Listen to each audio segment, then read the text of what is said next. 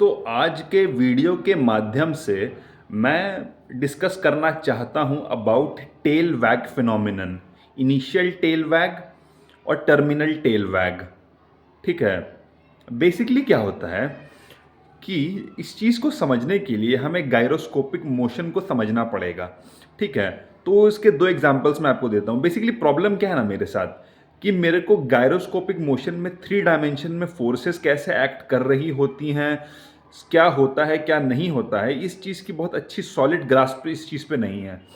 लेकिन जो चीज़ मैं आपको बता सकता हूँ वो ये है कि गायरोस्कोपिक मोशन के मैं आपको दो एग्जांपल्स दे सकता हूँ। बेसिकली ये है कि जब साइकिल खड़ी होती है तो वो गिर सकती है, लेकिन जब साइकिल चलने लगती है यानी कि जब व्हील्स स्पिन करने लगते हैं तो साइकिल जो है वो गिरती नहीं है लेफ्ट राइट। ठीक है, साइकिल चलने लगती है और गिरती नहीं है, लेकिन खड़ी हुई साइकिल को जो कि जिसके व्हील्स स्पिन नहीं कर रहे हैं उसको बैलेंस करना बहुत मुश्किल है। तो ये आई थिंक एक एग्जाम्पल है ऑफ गायरोस्कोपिक स्टेबलाइजेशन। ठीक है, मतलब गायरोस्कोपिक मोशन की वजह से यानी कि स्पिनिंग की वजह से ऑब्जेक्ट जो है वो स्टेबलाइज हो गया। ठीक है, दूसरा एग्जांपल मैं आपको देना चाहूँगा लट्टू का, जो टॉप जिसको हम लोग स्पिन करते हैं ना, जिसको बेब्लेड टाइप का कुछ होता है। तो बेसिकली क्या है कि क्या होता है ना कि जब आप कभी लट्टू नचाएंगे तो क्या होगा ना कि स्टार्टिंग में लट्टू थोड़ा हिलेगा डुलेगा। ठीक है, फिर थोड़ी देर बाद वो स्टेबल हो जाएगा, फिर लास्ट में रुकने से पहले वो थोड़ा सा हिलेगा डुलेगा और रुक जाएगा।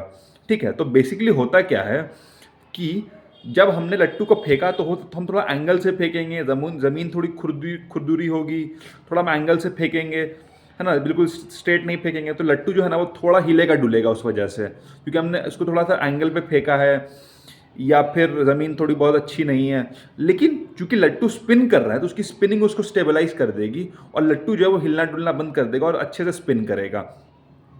ठीक है, उसके बाद क्या है उसके बाद क्या है कि जब लट्टू की स्पीड कम होने लगेगी, है ना, तो गायरोस्कोपिक स्टेबलाइजेशन कमजोर हो जाएगा और लट्टू फिर हिलने डुलने लगेगा और फिर हिलने डुलने के बाद वो रुक जाएगा। तो this is basically gyroscopic stabilization of the लट्टू टॉप या बेब्लेड। ठीक है, उसी तरह से बुलेट में होता है। बुलेट में क्या होता है ना कि बुलेट ऐसे नहीं चलती है, बुलेट स्पिन करते हुए चलती है, अपनी जो लॉन्ग एक्सिस होती है ना उसके अराउंड स्पिन करती है। उससे क्या होता है, बुलेट को गायरोस्कोपिक स्टेबलाइजेशन मिल जाता है और बुलेट जो है वो स्ट्रेट चल पाती है। लेकिन जब बुलेट बैरल से निकलती है तो गन में रिकॉयल होगा, फिर गन थोड़ी खुरदुरी हो सकती है ना, तो रिकॉयल की वजह से जो बुलेट है वो थोड़ी हिलेगी डुलेगी। लेकिन थोड़ी देर बाद चूंकि बुलेट स्पिन कर रही है अपनी एक्सिस पे, है ना, तो क्या होगा कि जो बुलेट है वो स्टेबलाइज हो जाएगी। ठीक है, तो उससे क्या होगा, जो टेल वैग है वो खत्म हो जाएगा। उसके टेल वैग मतलब जो उसकी जो टेल है ना वो ऐसे ऐसे ऐसे ऐसे ऐसे ऐसे ऐसे ऐसे ऐसे ऐसे ऐसे ऐसे हिलेगी, उसको टेल वैग फिनोमिनन बोलते हैं। ठीक है, तो टेल वैग फिनोमिनन खत्म हो जाएगा because of spinning of the bullet and gyroscopic stabilization. ठीक है, gyroscopic stabilization caused due to the spinning of the bullet on its long axis. उसके बाद क्या होगा कि जब बुलेट एकदम कम धीरे होने लगेगी तो उससे क्या होगा कि गायरोस्कोपिक स्टेबलाइजेशन कमजोर हो जाएगा और फिर क्या होगा कि दोबारा से टेल वैग आने लगेगा। तो इससे होता क्या है ना कि एंट्री वुंड जो होता है ना बुलेट का वो बड़ा हो जाता है बिकॉज ऑफ टेल वैग फिनोमिनन।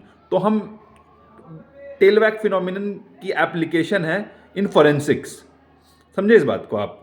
देखिए, इस वीडियो के माध्यम से मैं गन कल्चर को प्रमोट नहीं करना चाहता हूं। मैं चाहता हूं थोड़ा सा हम इसकी साइंस को समझ सकें, हम गायरोस्कोपिक स्टेबलाइजेशन को समझ सकें। ठीक है, hope you like the video. और basically this is what I wanted to convey.